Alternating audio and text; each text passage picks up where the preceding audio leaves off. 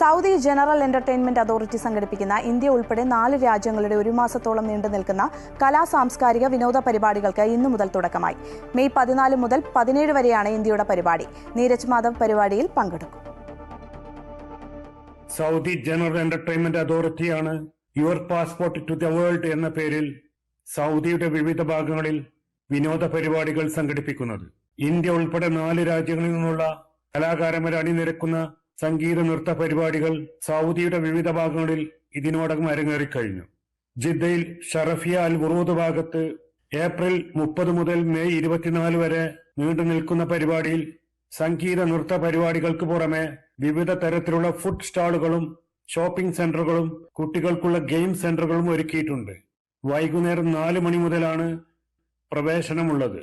May 14 മുതൽ 17 വരെയാണ് ഇന്ത്യയുടെ പരിപാടി.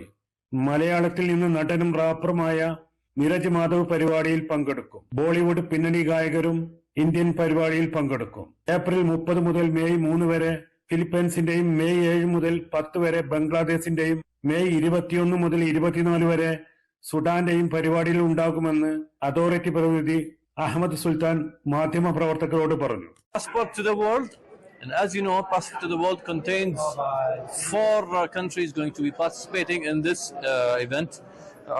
We have India, we have Philippines, we have Bangladesh, we have Sudan, and by the way, the entry is free for all, so please all come and enjoy the event. Musical shows, we have international artists coming from India and all the countries. We have food courts, we have the handicraft stuff, the zone, we have the kids zone.